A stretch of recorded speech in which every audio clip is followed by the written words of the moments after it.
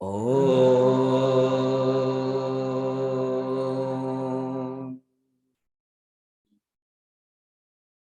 ओम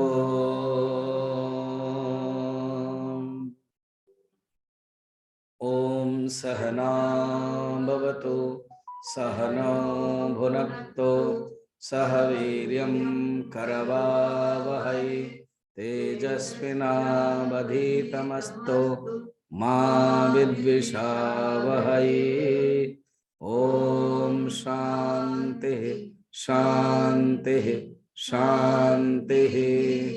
गुरुर्ब्रह्मा गुरुर्विष्णुः गुरुर्देवो महेश्वरः गुरुरेव परं ब्रह्म तस्मै श्री गुरवे नमः।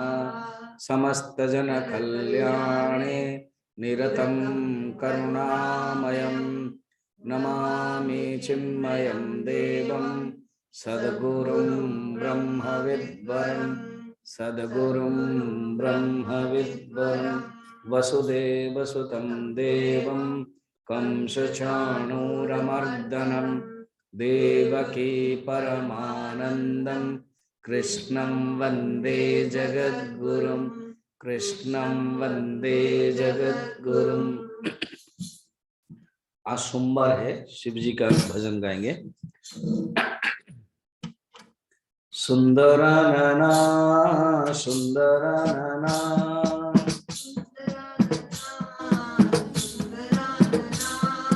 सुंदरानना सुंदरानना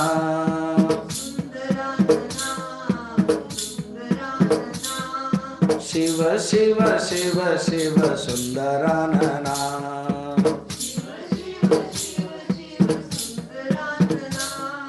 चंद्रशेखरा गौरी शंकरा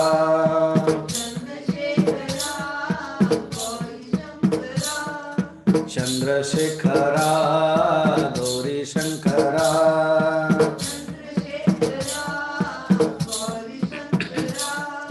हर हर हर हर चंद्रशेखरा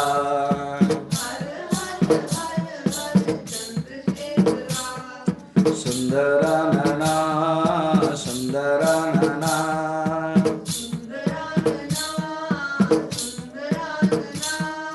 शिव शिव शिव शिव सुंदरानना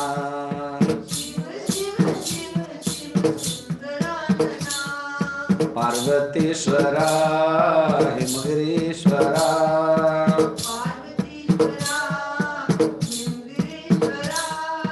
हर हर शिव शिव पार्वतीश्वरा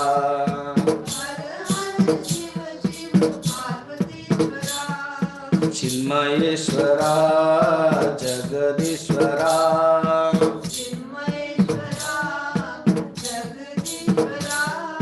शिव शिव हर हर चिन्मयेश्वरा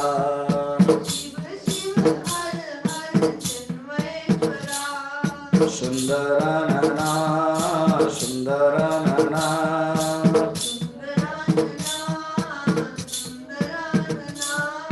शिव शिव शिव शिव सुंदरानना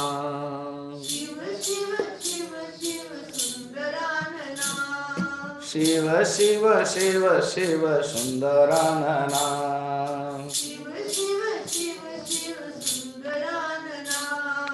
नमः पार्वती पतये हर हर महादेव। दशम अध्याय का नाम है विभूति योग।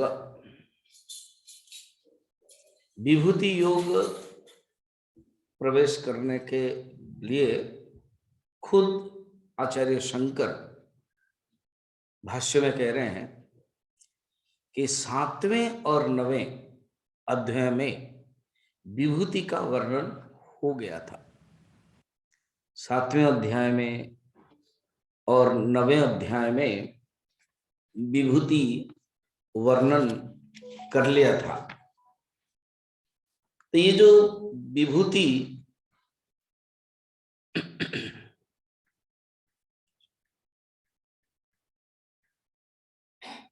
सातवें अध्याय में किया था, आप बोलोगे कहाँ किया था, अभी थोड़ा 7वां अध्याय चले जाए। 7वां अध्याय में जब जाएंगे तो पता चल जाएगा। तो अभी 7वां अध्याय के कौन से श्लोक है, आप पहले 7वां अध्याय निकालो और 8 नंबर श्लोक निकालो, उसी से शुरू हो रहा है। रसो हमअप्सु कौन्तेय, जो पानी देख रहे हो ना अर्जुन, उसमें जो रस है ना वो मैं हूं। अप्सु माने पानी। अच्छा, इसको विभूति बोलते हैं ना? हाँ ना, कैसे विभूति किसको बोलते, थोड़ा सा समझ ले। अर्जुन तो समझ गया होगा, हम लोग समझे तो गुरुदेव बड़ा सुंदर बोलते थे।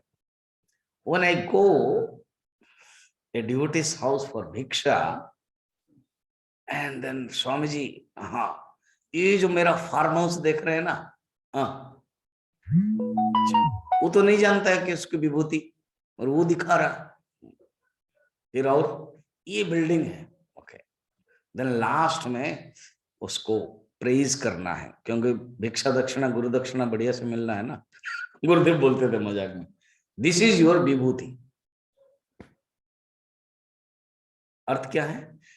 अपने ही जब एक्सटेंशन होता है वो विभूति है।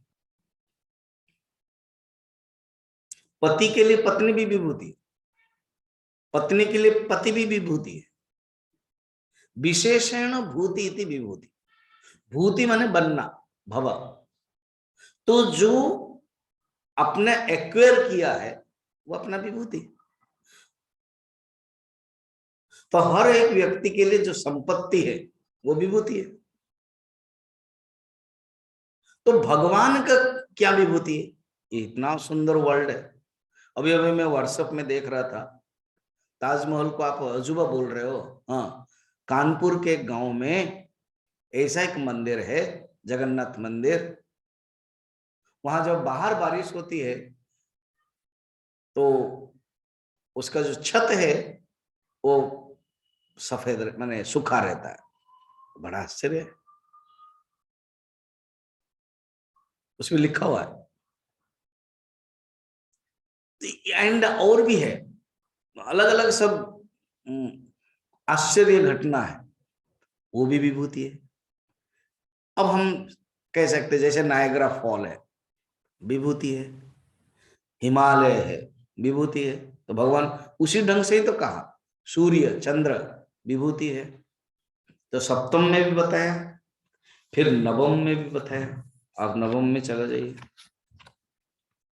मैं केवल थोड़ा सा दिखा करके चला जा रहा हूं। नवम में, नवम अध्याय, नवम में माने नवम अध्याय में, उसमें 16 नंबर से, उसमें थोड़ा सा डेप्थ एक्टिविटीज को भी विभूति बता दिया। जो एक्टिविटीज, एक्टिविटीज माने जो कर्म है, कहते हैं अहम क्रतु। क्रतु माने यज्ञ, जो वैदिक यज्ञ होता है वो क्रतु। तो अहम क्रतु, अहम यज्ञ है। जो पौराणिक है वो यज्ञ। तो ये दोनों क्रतु और यज्ञ में ही स्वधा, अहम औषध, सब कुछ में। पिता हमस्य जगत, मैं पिता हूं और मैं माता भी हूं, मैं धाता भी हूं, मैं पितामह हूं। ये सब भगवान के विभूति, अर्थात भगवान का रोल अगर देखा जाए तो। अब एक छोटा सा बच्चा होगा, वो जब बच्चा रोता है तो माँ उनको खिलाती है। जब बच्चा विपत्ति में पड़ता है माँ दूसरे रोल करती है। साधारणतः जो माँ है, स्त्री है, औरत है, वो डर रहता है, अकेला कैसे रहे, वो कैसे करे, ये डर रहता है। और अपने बच्चे को संभालने के लिए उनके अंदर पता नहीं कहां से शक्ति आ जाती है।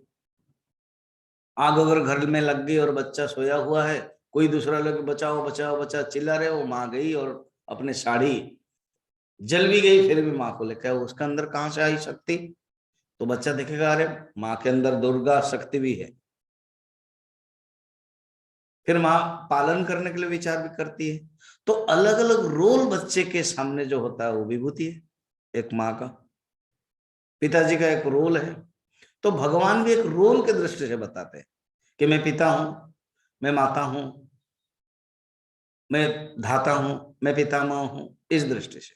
तो कर्म की दृष्टि से भी बताया, यज्ञ क्रतुः औषधम आदि। फिर व्यवहार के पदार्थ में भी बताया, उसके पहले सप्तम अध्याय में अहम रसः अप्सु, मैं पानी में रस हूं, प्रभास में शशि सूर्य यो हो, शशि सूर्य में प्रभा हूं, ये सब बताया। इसको ही आगे बताने वाले हैं। भगवान ने सोचा कि व्हाई नॉट फुल डिस्क्रिप्शन, आधा आधा क्यों करना है? खाना है तो क्या बोलते हैं, स्टार्टर के रूप में क्यों खाना है? खाना है तो पूरा फुल मील खाना है। स्टार्टर मील बड़ा मुश्किल होता है ना। किसी के घर आप जाओ, स्वामी जी आपने हिसाब नहीं लगाया, तो सूप है और टिकिया है, खाया, उसी से ही तो 40% भर्ती हो जाता है। फिर बाकी तो कहते हैं नहीं, डायरेक्ट खाना खाओ। तो भगवान कहते देखो, मैं स्टार्टर में बताया 7th और 9th में, अब मैं पूरा टोटल बताऊंगा। बड़ा इंटरेस्टिंग अध्याय है। अच्छा, विभूति योग। विभूति का अर्थ ये है भगवान के ऐश्वर्य, और इसलिए भगवान खुद इसमें ही बताएंगे, पश्चिमे योगम ऐश्वरम। और ये जो 10th अध्याय और 11th अध्याय, ये दोनों जुड़ा हुआ है। 10th अध्याय थ्योरी है और 11th अध्याय प्रैक्टिकल है। 10th अध्याय में भगवान विभूति बोल रहे हैं, ऑटोमेटिक अर्जुन के मन में भावना आएगी, मैं देखना चाहता हूं। केशु केशु भावेशु चिंत्योषि मया, ये मैं देखना चाहता हूं। तो भगवान 11th अध्याय शुरू करते हैं। तो ये जो 10th अध्याय है, इसमें 42 श्लोक है। तो हम लोगों के लिए 6 दिन मिल रहा है, तो हम आराम से इसको देखते हैं। फिर फरवरी में हम 11th अध्याय में जाएंगे। अब भगवान खुद, कभी कभी किसी किसी अध्याय में अर्जुन का प्रश्न से शुरुआत होता है, किसी में खुद भगवान शुरू करते हैं। तो भगवान खुद कल्पना करके, कृपा करके बताते हैं। अच्छा, 8th अध्याय में भगवान अक्षर ब्रह्म योग करके नाम बताया था। इसका अर्थ यह है, शंकराचार्य कह रहे हैं कि ब्रह्म 2 प्रकार है, एक है सोपाधिक और एक है निरुपाधिक। 8th अध्याय में निरुपाधिक ब्रह्म के बारे में बताया, जिसके बारे में आप चिंतन नहीं कर सकते, चिंत्यों से नहीं होगा। शंकराचार्य मंडक उपनिषद के भाष्य में लिखा है, 2 ब्रह्म है, एक है अपरम ब्रह्म और एक है परम ब्रह्म। अपरम ब्रह्म ध्यातव्यम, परम ब्रह्म ज्ञातव्यम। ये बड़ा सुंदर शब्द है, विचारणीय है।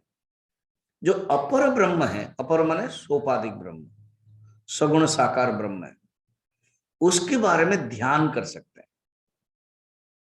निर्गुण निराकार के ध्यान नहीं कर सकते, निर्गुण निराकार के चिंतन करके जान सकते हैं। तो एक है ध्यान करना और एक है ज्ञान करना, इसलिए ध्यातव्यम ज्ञातव्यम शब्द बताया। तो अभी 10th अध्याय में, 8th अध्याय में ज्ञातव्यम लक्षण स्वरूप परमात्मा का बताया। 7th और 9th में थोड़ा सा विभूति इंगित किया था, प्रश्न बीज बोलते हैं, बीज बोलते हैं, वो किया था।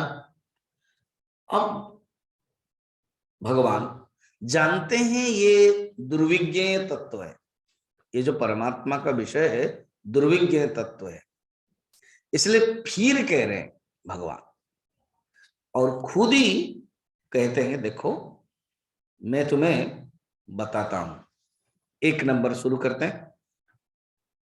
खुद आश्वासन देते हैं कि जानना बड़ा कठिन है, मगर मैं तुम्हें और एक बार बता रहा हूं। श्री भगवान वाच भूय एव महाबाहो शृणु मे परमं वचः यत्तेऽहं प्रीयमाणाय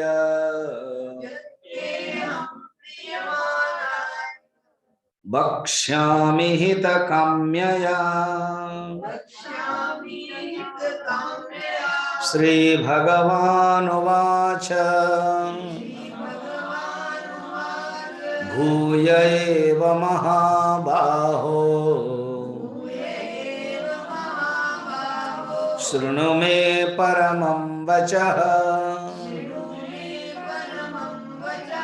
यत्तेऽहं प्रीयमाणाय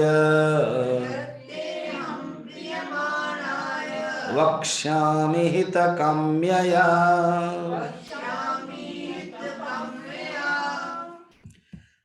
ये प्रिय मानाय कभी हर्षई भी कभी दीर्घई दोनों ही होता है।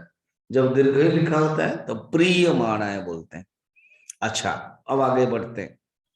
भूय एव महाबाहो, हे महाबाहो, अर्जुन का महाबाहो माने क्या?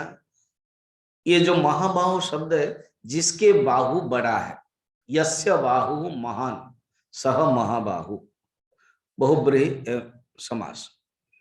तो ये पहले अर्जुन के लिए बोल रहे हैं यहां, तो अर्जुन के लिटरली होगा बाहु बड़ा होगा। भगवान कृष्ण के लिए भी कहा जाता है महाबाहु, भगवान राम के लिए भी महाबाहु, जगन्नाथ के लिए भी महाबाहु। जगन्नाथ के हाथ नहीं है फिर भी कहते नहीं महाबाहु है, उनका नाम ही है।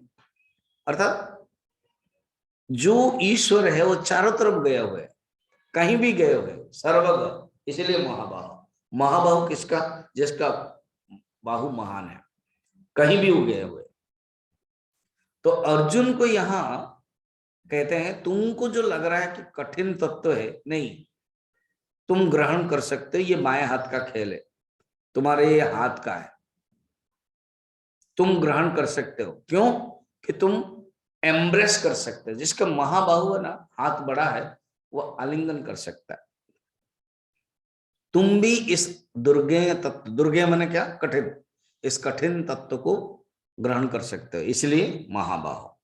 अच्छा, भूय, और एक बार, वंस अगेन, एक बार, एवं में परमं वचः सुनो।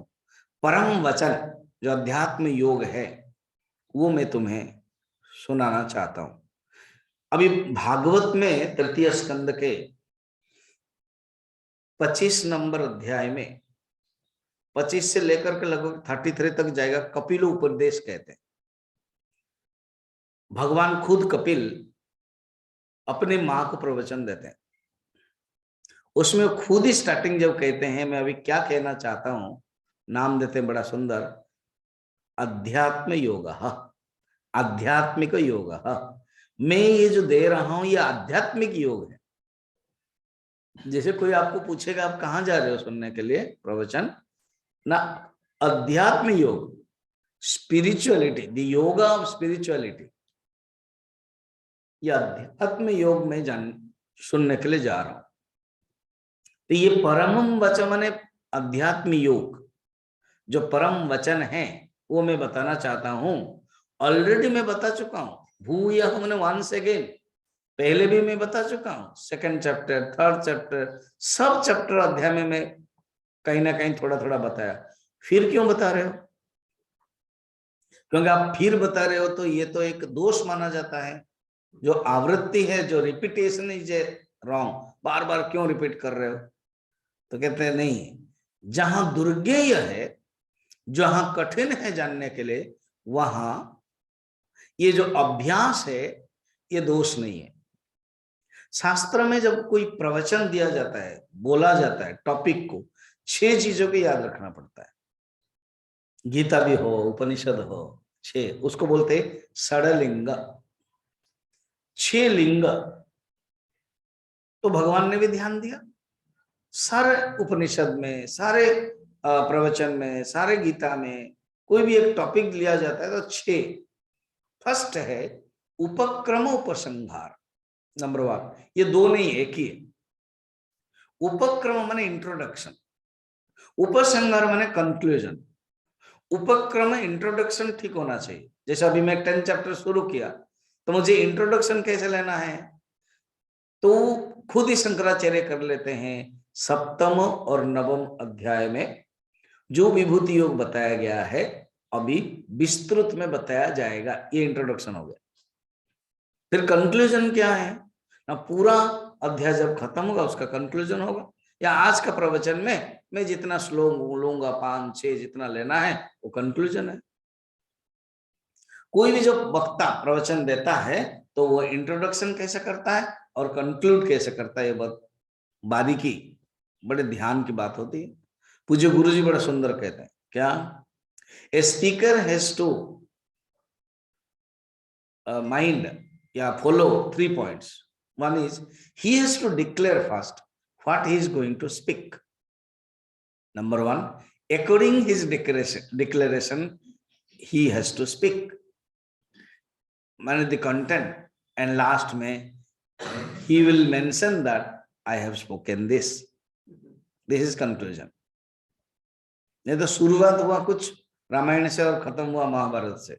जो इस प्रकार के महाभारत होगा तो बाहर भी महाभारत हो जाएगा। तो यहां कहते हैं जहां से शुरू किया ध्यान रखना है, इन एंड थ्रू जो करंट है अंतिम में वही है। उपक्रम उपसंहार नंबर 1। नंबर 2 चले जाते हैं अभ्यास।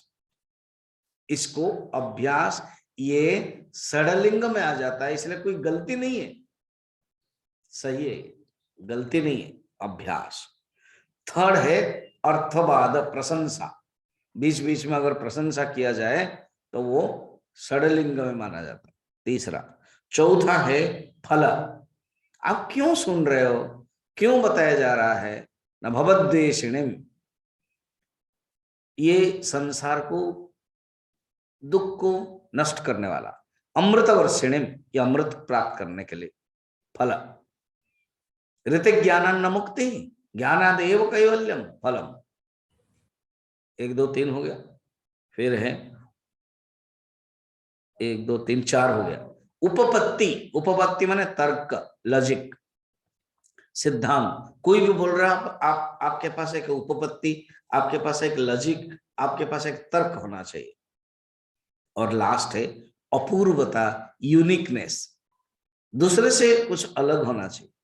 तो ये षडलिंग के अंतर्गत आने के कारण भगवान ने जो कहा है भूयः, वंस अगेन, कोई गलत नहीं है। अच्छा, आप क्या कहना चाहते हो? यत्ते हम प्रियमाणाय, प्रियमाण माने तुझे अच्छा लगेगा। कोई चीज कोई बताएगा और अच्छा ही नहीं लगेगा तो कैसे होगा? तो प्रियमाणाय, और तुम्हारे हित के लिए है। ये तुम्हारे प्रिय भी के लिए भी है और तुम्हारे हित के लिए भी है। तो प्रियमाण से योग बताते हैं और हित काम्याय से विभूति बताते हैं। यहाँ श्रीधर स्वामी कहते हैं उक्ता संक्षेपतः पूर्व सप्तम आदो विभूतयः। सप्तम और नवम अध्याय में भगवान ने जो संक्षेप में कहा है, दशमेता वितन्यते, वितन्यते ने विस्तार, सर्वेश्वर दृष्टये, सर्वेश्वर विभूति, ईश्वर दृष्टि से, भगवान के दृष्टि से जो हो सके उसी उद्देश्य से भगवान खुद विभूति का वर्णन करेंगे। और लास्ट में तो कह देगा और वर्णन नहीं हो सकता है, कितना वर्णन करो जहां जाओगे। जिस आकाश में तारा देखोगे अनंत है, समुद्र में तरंगे अनंत है, समुद्र के बेला भूमि में बालू अनंत है, इसी प्रकार मेरे जो विभूति है अनंत है, तो खुद ही बताते हैं। चलिए अब कहते हैं ये मेरे जो विभूति हैं ये सब लोग नहीं जान पाते, क्योंकि विभूति जानना मीन्स मेरे स्वरूप जानना, तो मेरे स्वरूप को सब लोग नहीं जान पाते हैं। 2 नंबर में न मे विदो सुरगणा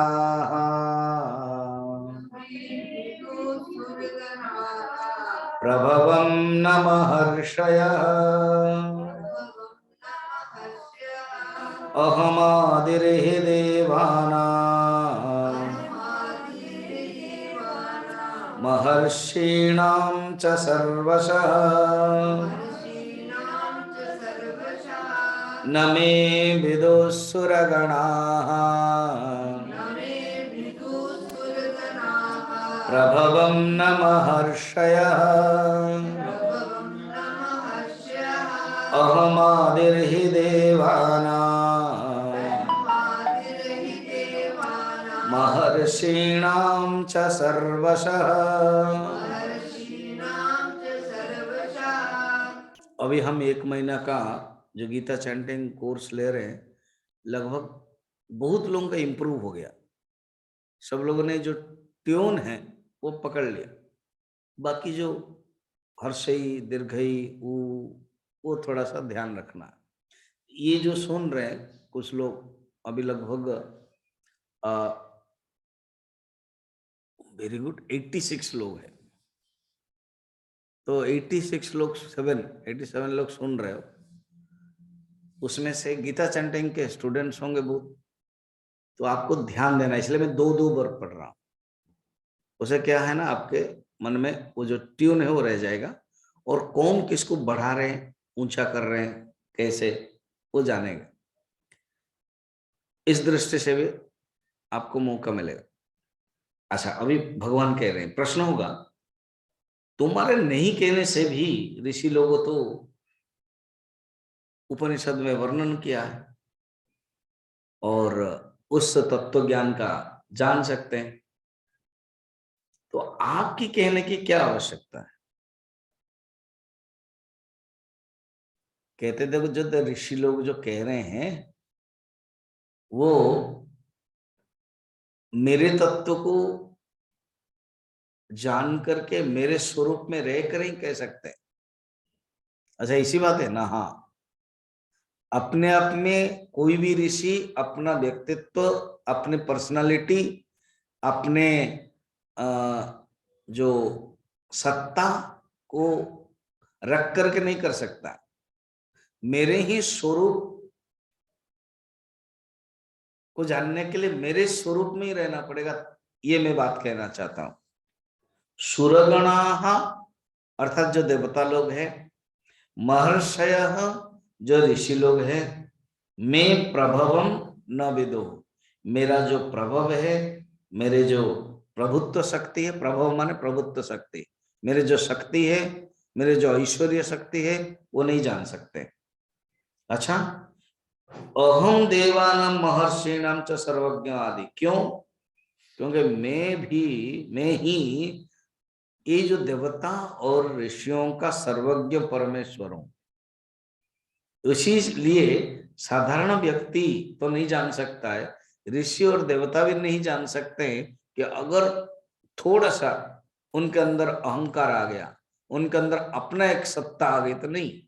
ये जो पुराण आदि सीरियल देता है ना, उस सीरियल में यही बात पुराण में तो है, उसी को ही सीरियल में देता है कि कभी इंद्र के घमंड हो गया, कभी कोई राजा का घमंड हो गया, कभी कोई वरुण सूर्य देवता आदि का घमंड हुआ। तो भगवान केन उपनिषद में कहानी ऐसी है। इसको ये बताना चाहते हैं भगवान के मेरे जो परमात्मा स्वरूप को केवल श्रुति जो बताई है वो मेरे स्वरूप में रह करके ही वो जानते हैं। इसलिए उपनिषद में वर्णन है, को वा वेद को यह प्राचोवत कुतो आयातः कुतो इत्थम विसृष्टि भागदेवा।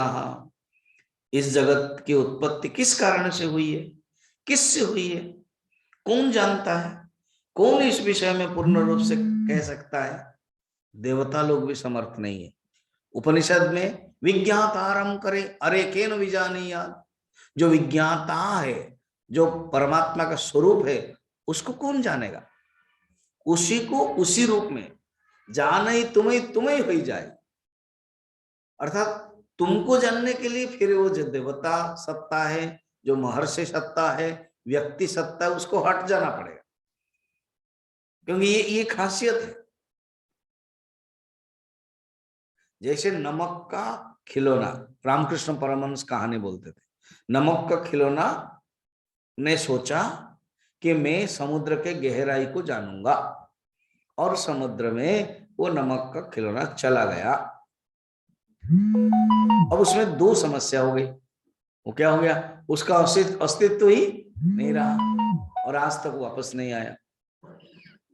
हम लोग इंतजार कर रहे हैं, वो बताएगा कि वो आ ही नहीं सकता, क्योंकि वो हो गया, अभी समुद्र हो गया।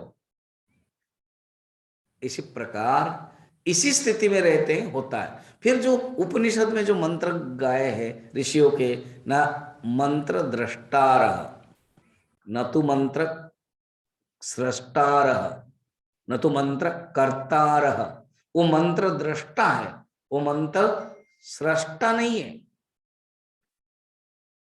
और ये मंत्र कर्ता नहीं है, मंत्र द्रष्टार, अर्थात मंत्र को उन्होंने देखा।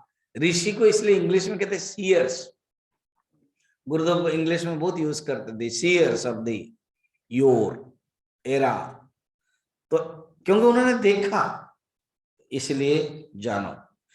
अच्छा, ऐसे बातें ना। कस्मै देवाय हविषा विधेम, कस्मै देवा, जिस जिस जिस देव को हम हवन करते हैं, जिस देव को हम समर्पण करते हैं, कौन है? वेद मंत्र है। तो उसको जान कैसे सकते हैं?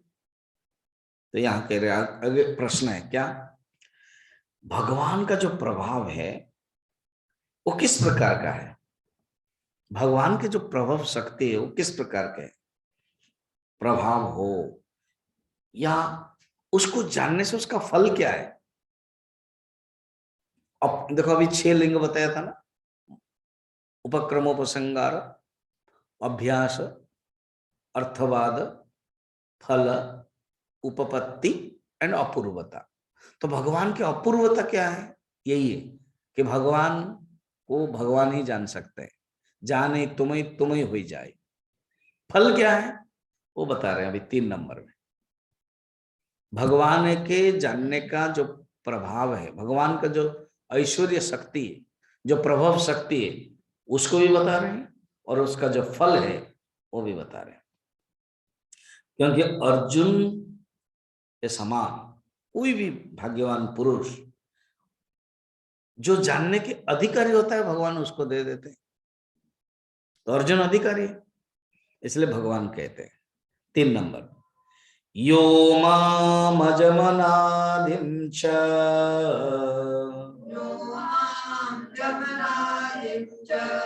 वेत्ति लोकमहेश्वरम् असम्मूढसमर्थ्येषु सर्वपापैः प्रमुच्यते। यो मामजमनादिं च वेत्ति लोकमहेश्वरम् असम्मूढसमर्थ्येषु सर्वपापैः प्रमुच्यते। ये जो भगवान के अवतार हो, विभूति हो, वो कुछ कारण नहीं कह सकते। ऐसे तो है, खुद ही भगवान अभी गीता में कहा है, यदा यदा हि धर्मस्य ग्लानिर्भवति भारत अभ्युत्थानमधर्मस्य तदात्मानं सृजाम्यहं परित्राणाय साधूनां विनाशाय च दुष्कृतां धर्म संस्थापनार्थाय संभवामि युगे युगे। ये तो भगवान बताया, जब धर्म कम हो जाता है, ग्लानि हो जाती है, अधर्म बढ़ जाता है, फिर भगवान आते हैं, भगवान का आने का हेतु बताते हैं, किस कारण से क्या प्रयोजन है, और भगवान आके करते क्या है ये बताया। मगर भगवान बा उपनिषद में बा अन्य अन्य में कहते भगवान का कारण ये नहीं है मुख्य। अच्छा, ये मुख्य कारण नहीं, ना ना। और एक है क्या, भक्तानां हितार्थाय ब्रह्मण रूप कल्पते। भक्त के हित के लिए भगवान आ जाते हैं। धर्म तो वो साधु संत को भेज करके प्रतिष्ठा कर सकते हैं। वो लोग आएंगे, धर्म पालन, मनु आएंगे, मनु राजा करेंगे और शासन करेंगे, मनुस्मृति लग जाएंगे, धर्म पालन हो जाएगा। एंड अधर्म को नष्ट करने के लिए आ जाएंगे भगवान, ऐसे ऊपर बैठ करके भी कर सकते हैं, कि किसी को भेज देंगे अपना सोल्जर को, वो कर देंगे। भगवान का आने का मुख्य प्रयोजन वो नहीं है। प्रयोजन क्या है ना, जो भक्त लोग इच्छा करते हैं, प्रभु कितना हम निर्गुण निराकार का चिंतन करेंगे। हम चाहते हैं आप शरीर बन के, मनुष्य बन के आए, जैसे व्यवहार में पति पत्नी बेटा पिता का जो प्यार है, वो प्यार हम आपसे कर सकते हैं। इसलिए तो मनुष्य शत्रुपा तपस्या कर रहे हैं और कहते हैं आप बोल तो नहीं सकते, आप बच्चे, आप हमारे पुत्र बन के आए, आपके जैसे पुत्र चाहिए। भगवान तो करुणावान है, कहता अच्छा आपने कहा कि मेरे जैसे पुत्र चाहिए, मगर मेरे जैसे पुत्र कहां से लाऊं, इसलिए इसे करता हूं, मैं ही आ जाता हूं। और क्योंकि सचमुच आपने मांगा है और मैं नहीं दे पा रहा हूं, कोई चीज आपने मांगा नहीं दे पा रहे, तो उसके बदले 3 बार देना चाहिए, तो मैं 3 बार आ जाता हूं। ये है। तो भगवान आते हैं भक्ता नाम हितार्थाय ब्राह्मण रूप कल्पना। तुलसीदास जी बड़ा सुंदर चौपाई में बोल देते हैं कि और क्यों आते। अच्छा, क्योंकि नाना पुराण निगमागम सम्मतम यत राम रामायणे कचिदन्यपि भासतोपि। जो नाना पुराण निगमागम सम्मत यत, अनेक पुराण से ही रामायण कचिदन्य तो भी, तो बड़ा सुंदर कहते क्या, हरि अवतार हेतु जय होई, इदमित्थम कही जाय न सोई। हरि के अवतार जो होता है ना, इदम इत्थम कही जाए न सोई, यह और इसी प्रकार और ऐसे कह नहीं सकता। भगवान क्यों आते हैं, उनकी मर्जी है, ठीक है। तो इसलिए यहां पर उसी को कहते हैं, मुझे साधारण व्यक्ति कोई नहीं जान सकता है, यह माम अनादिम अजम लोक महेश्वरम च व्यक्ति। मुझे किस ढंग से जानते हैं, जो अनुभव करते हैं ना, अनादि, मेरा आदि नहीं है, मेरा जन्म नहीं है, अजम मने जन्म नहीं है, मैं अनादि हूं, अर्थात संसार के आदि है। संसार प्रलय में था, फिर अभी सृष्टि हो गया है, तो संसार के आदि है। कोई भी पदार्थ का आदि है, कोई भी पदार्थ के चीजें 3 होते, सृष्टि विकास एंड लय। सृष्टि स्थिति लय, आरंभ विकास प्रलय नाश। कोई भी संसार, खुद संसार के पदार्थ, मगर मेरा जो स्वरूप है अनादि है और अजम है। अच्छा, आप अजम हो और अनादि है। ये जो संसार, ये जो बना है, वो कहां से बना, लोक महेश्वरम, मैं ही इस लोक का ईश्वर हूं, महाईश्वर हूं, मैं ही महादेव हूं, ईश्वर हूं, लोक महेश्वरम। ऐसे जो जानते हैं, ऐसे जो जानते हैं, वो असम्मूढ़।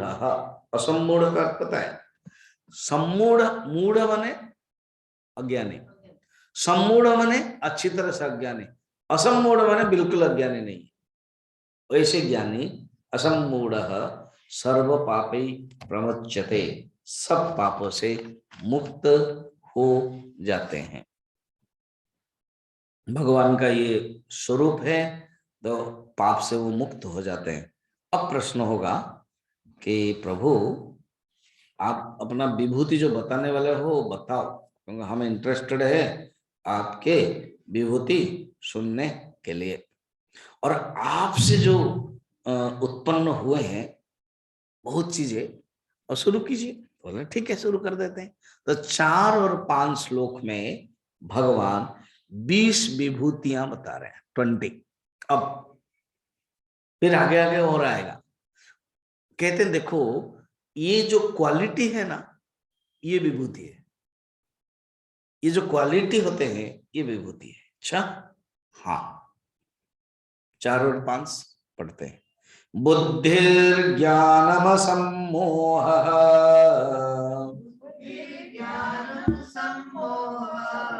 क्षमा सत्यम दमः शमः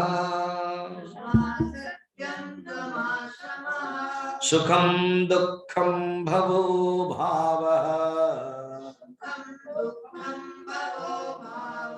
भयं च भयमेव च अहिंसा समता तुष्टिः तपोदानं यशो यशः भवन्ति भावा भूतानां मत्त एव पृथग्विधाः। 20 टेक्निकल शब्द, 20 वर्च्यूज, 20 वैल्यूज बता रहे हैं। एक होता है वैल्यूज जो क्वालिटीज होता है, गुड क्वालिटीज को वैल्यूज कहते हैं, बैड क्वालिटीज को वाइसेस कहते हैं। तो हमारे अंदर जो अच्छे गुण हैं मन के अंदर, अंतःकरण के जितने सब गुण हैं अच्छे गुण, वो है वैल्यूज। वो जब हम प्रैक्टिस कर लेते हैं वो वर्च्यू बन जाता है। तो अभी जो 20 है देखिए एक एक करके क्या है।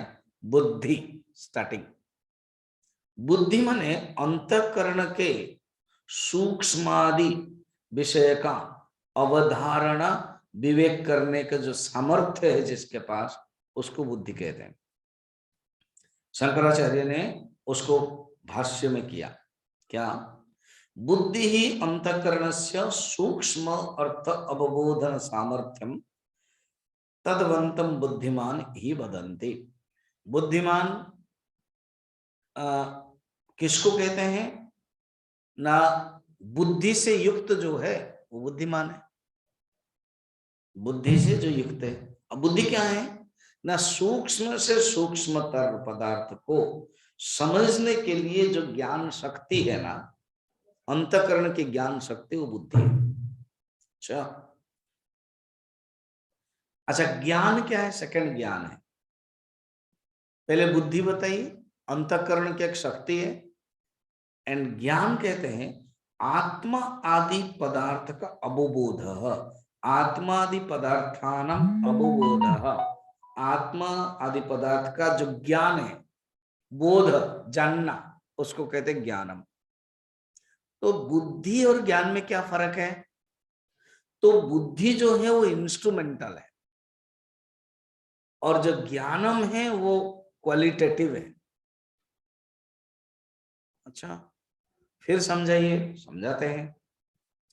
एग्जाम्पल पकड़िए, चाकू और बोलने में क्या फर्क है, चाकू और काटने में, चाकू और काटने में, चाकू इंस्ट्रूमेंट है स्वामी जी, उपकरण, हाँ, और उससे क्या करते हैं ना, काटते हैं ना, हाँ वही है।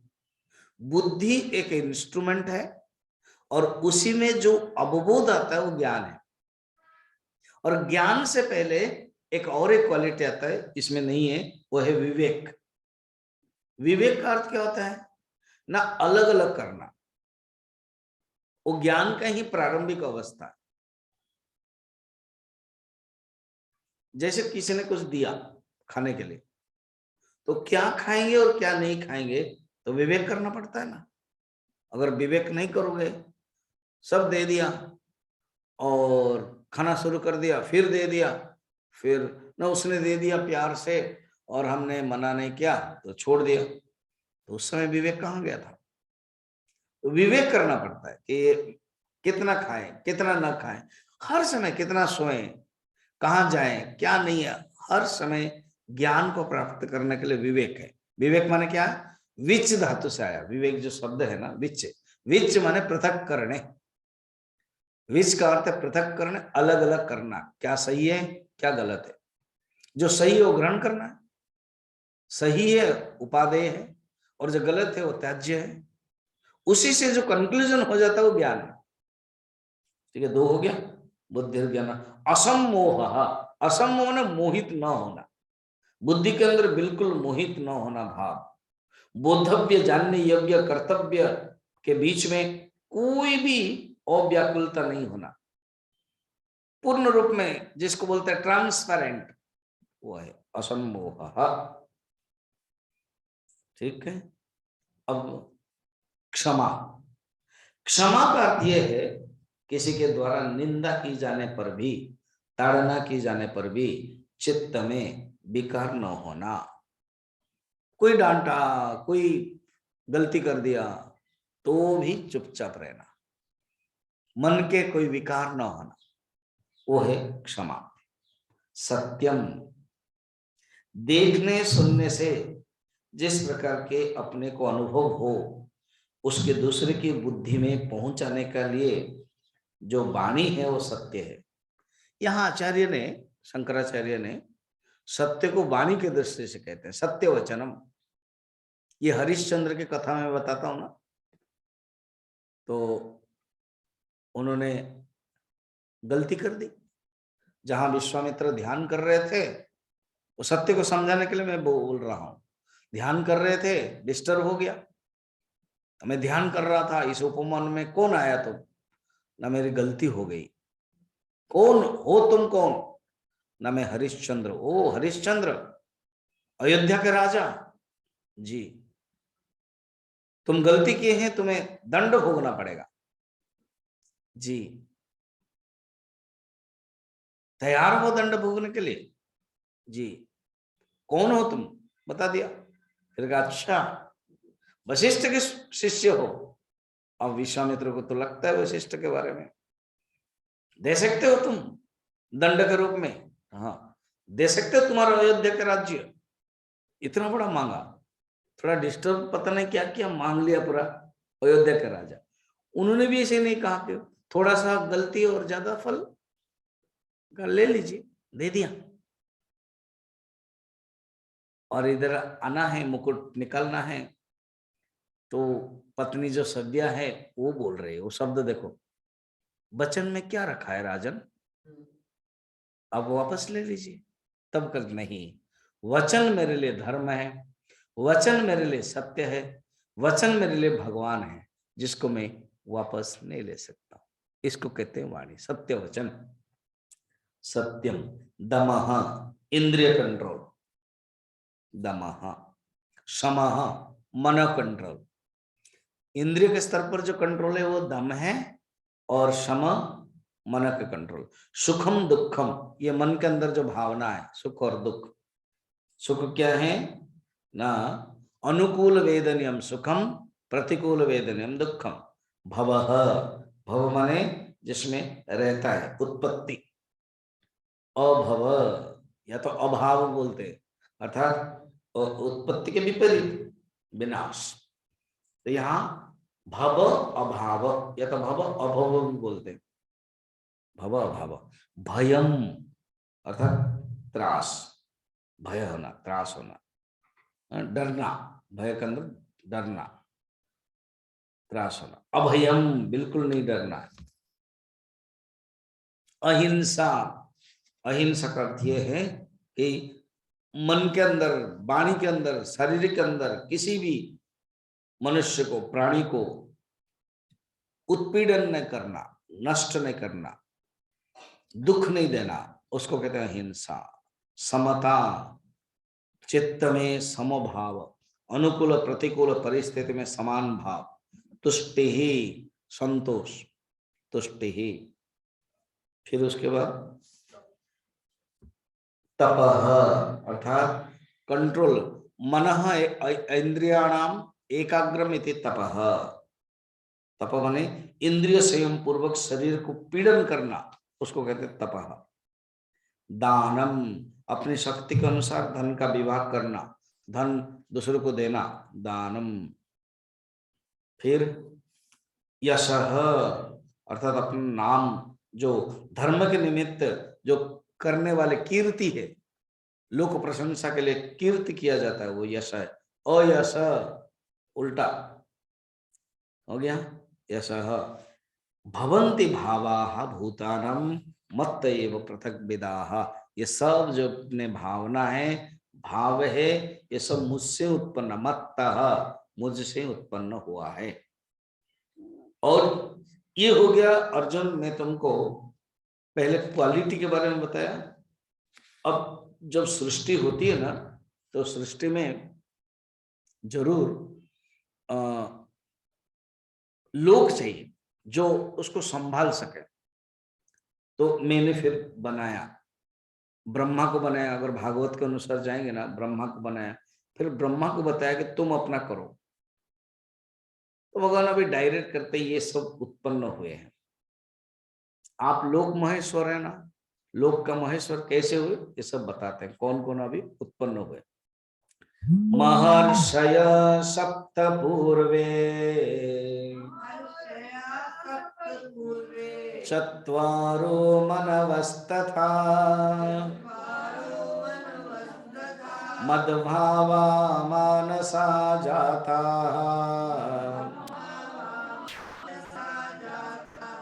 येषां लोक इमा प्रजाः महर्षय सप्त पूर्वे चत्वारो मनवस्तथा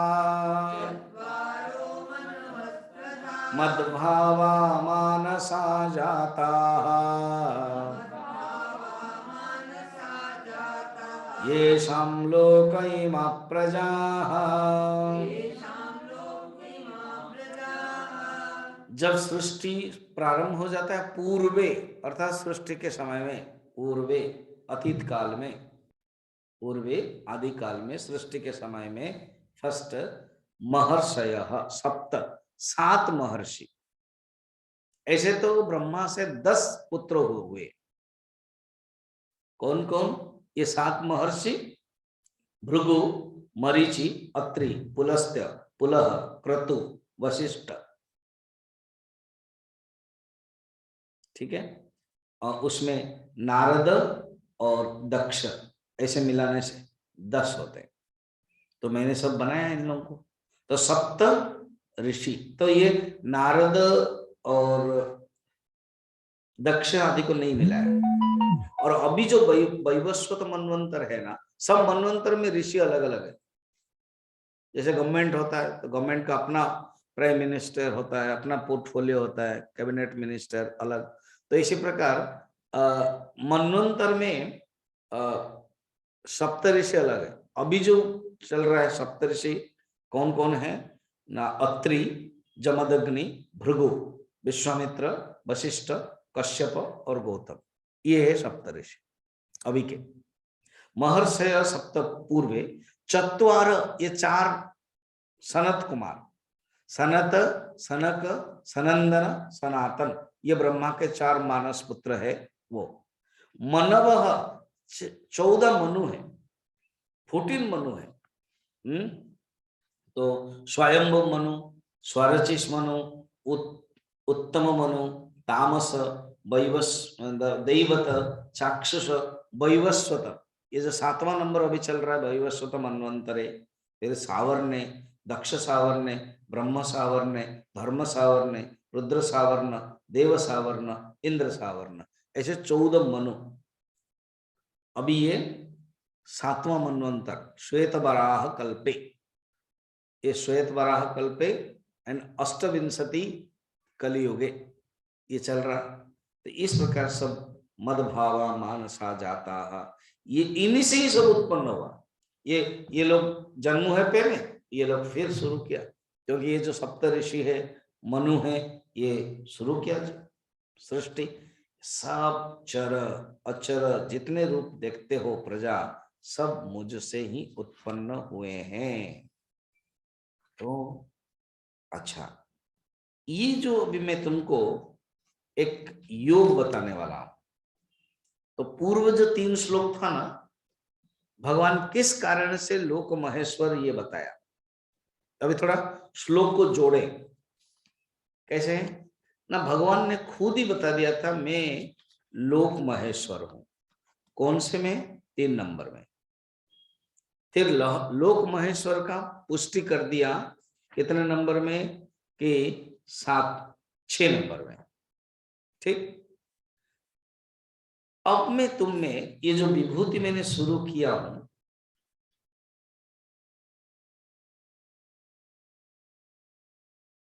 मैं विभूति शुरू किया हूं, जो इसको जानता है, विभूति और योग जो जानता है, और उसी योग का नाम खुद एक नया नाम बताते हैं। जैसे मैंने आध्यात्मिक योग बताया, जो कपिल मुनि ने अपने मां देवहूति को बताया।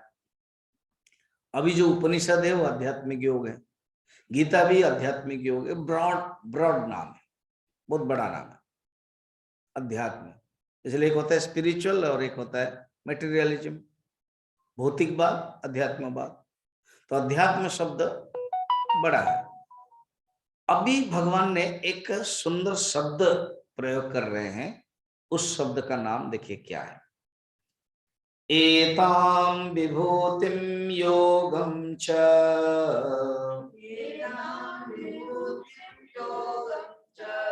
मम यो वेत्ति तत्त्वतः सोऽविकम्पेन योगेन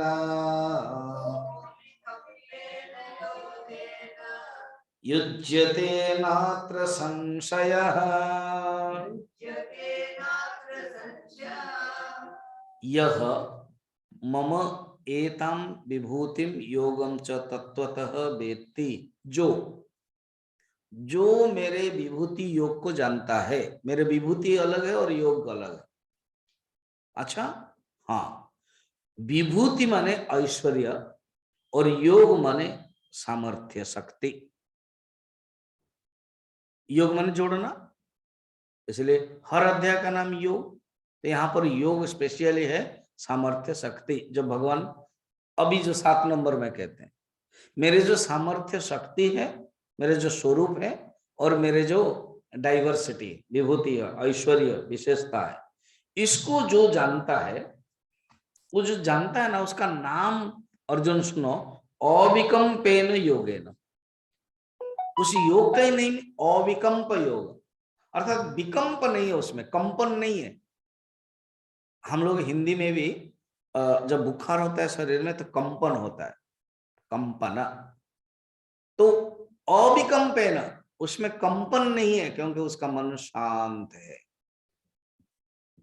ये ऐसा योग है जो विक्षिप्त नहीं होने वाला। इसको एक स्टोरी से समझ सकते, अविकम्पेन योग क्या होता है। शिवाजी के गुरु थे समर्थ रामदास, उनको तो दीक्षा दी थी, शिष्यत्व ग्रहण किया था। समर्थ रामदास जंगल में रहते थे, साधना करते थे। 1-2 शिष्य साथ में थे। शिवाजी बढ़ गए अपना क्षत्रियत्व में, मुगल को हटाने के लिए मराठा साम्राज्य किया। एक दिन दर्शन करने के लिए आए, गुफा में है, और समर्थ को बुखार हो रहा है और कंपन हो रहा है, शरीर भी हिल रहा है, ब्लैंकेट भी हिल रहा है। तो शिष्य ने कहा कि नहीं, अभी तुम दर्शन नहीं कर सकते हो। वो शिष्य नहीं डरा, ये मालूम है ये राजा है, शिवाजी है। तो ये बातें सुन लिया। कौन है? मैं कहा गुरुदेव शिवाजी है। ओ, शिवा आया है, ठीक है। क्या किया, तो वो जो कंबल को ऐसे बिछाया और आ गए, और कंबल हिलने लगा, और आके खड़ा रहे, प्रणाम किया।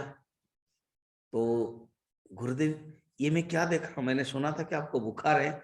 नहीं नहीं, जब तुम आए हो, सोचा कि बुखार, तुम थोड़ा 2 मिनट के लिए रह जाओ यहाँ, मैं अपना शिवाजी को दर्शन दे देता हूँ। शिवाजी की आंखों से आंसू। तब शिवाजी ने उद्धरण किया, मेरे जो गुरु समर्थ रामदास जिस स्थिति में थे, वो है अविकम्पेन योग। अभी समझ में आया?